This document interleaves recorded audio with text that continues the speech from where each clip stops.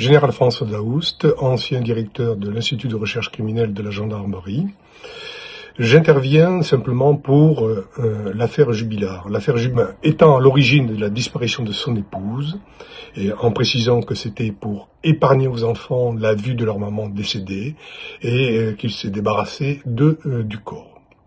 Comme ses avocats, père et fils, maître Buisson, au pluriel, le précisent dans leur conférence de presse, ils gardent pour la justice les détails de cet acte tragique et précisera le lieu où il a caché le corps.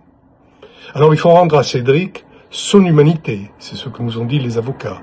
Ils regrettent profondément son geste, qui présente, d'après les avocats, toute la dramaturgie d'un crime passionnel. La justice aurait failli, les experts ont fait n'importe quoi, les enquêteurs n'ont pas été à la hauteur, et s'ils avaient écouté Cédric Jubilard, ce dernier aurait libéré sa parole, véritable catharsis, et en quelques jours, cela aurait été terminé. Je laisse à ces conseils la responsabilité de leurs paroles. Que va-t-il se passer maintenant ? Je ne doute pas que la présidente ou le président de la cour d'assises va demander un complément d'instruction qui devra remettre en situation Cédric Jubilard, peut-être même sur place, refaire les gestes, expliquer comment il s'est déplacé, quel moment, etc. Et s'il donne le lieu où le corps est caché, eh bien seront intégrés les résultats de l'autopsie qui sera pratiquée sur la dépouille de Delphine, sachant que beaucoup d'éléments ne seront plus visibles et reposeront uniquement sur les seules déclarations de Cédric. Selon la durée de ce complément, il est évident que la date de son nouveau procès pourrait être reportée. Quelle analyse pourrait-on avoir de l'intervention de ces conseils et de cette volonté de Cédric Jubilard de vouloir soulager sa conscience ? Alors, il faut reconnaître à ces conseils d'avoir certainement trouvé les mots pour que Cédric Jubilard confesse enfin son geste. Mais les charges qu'ils ont faites contre la justice, l'enquête, les magistrats, etc., engagent déjà, à mon avis, une stratégie de positionnement pour le futur procès en appel d'assises. D'abord, nous avons l'incurie de la chaîne pénale. Pourtant, rappelons-le, les jurés, lors du premier procès, au regard des éléments du dossier, ont estimé que Cédric Jubilard était coupable. Et il est coupable aux yeux de la justice et de la loi. Ils l'ont condamné à une peine de réclusion criminelle de 30 ans, alors que pour le meurtre sur conjoint est puni de la réclusion criminelle à perpétuité. C'est l'article 221-4, quatrièmement ter du Code pénal.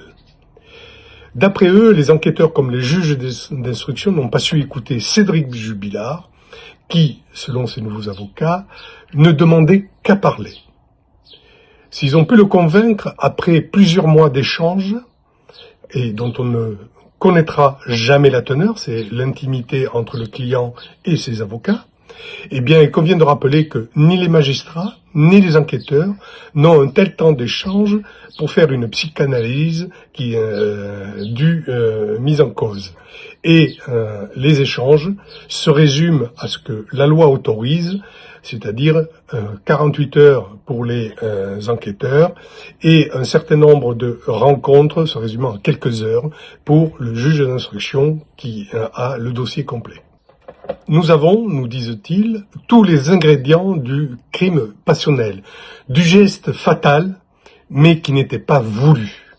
Il convient de noter que le crime passionnel n'existe pas en droit. C'est une construction imaginaire qui est là pour frapper les esprits et diminuer la responsabilité de celui qui a tué. Nous ne sommes toujours que dans un meurtre de conjoint qui, lui, comme je vous l'ai dit précédemment, est punissable de la peine de réclusion criminelle à perpétuité. In fine, nous avons, après une rapide analyse de ces éléments qui ont été présentés, si je me laisse aller à imaginer l'intention cachée, il convient à Cédric Jubilard de changer de stratégie pour son prochain procès. Avec les mêmes arguments de défense que le premier, l'issue est déjà connue. Si on change complètement de paradigme, c'est-à-dire que oui, il a fait son geste, non, ce n'était pas voulu, il regrette, Il est un être humain comme les autres. Et il ne faut pas le résumer à ce seul acte, c'est ce que nous ont dit ses conseils, en oubliant derrière la victime principale, Delphine et ses enfants. Donc, en reconnaissant les faits qui n'ont pas été cités comme meurtre, mais comme un geste tragique, les avocats présentent discrètement, il me semble, la nouvelle stratégie de défense. L'acte n'était pas volontaire, donc nous sommes dans le passionnel. Un geste violent entraîne le décès de Delphine. En fait, c'est comme si on réécrivait une nouvelle histoire, moins sordide, mais plus empreinte d'humanité, pour Cédric Jubilard. Un geste que les avocats ne tarderont pas à qualifier, je pense, d'homicide involontaire, changeant complètement l'orientation du nouveau procès. Nous n'aurons pas face à nous un horrible assassin, qui avait peut-être prémédité le meurtre, mais bien un mari qui vivait un drame personnel, qui lors d'une dispute a eu un geste de trop, et ce geste a entraîné la mort de Delphine, mais bien sûr, il ne la voulait pas.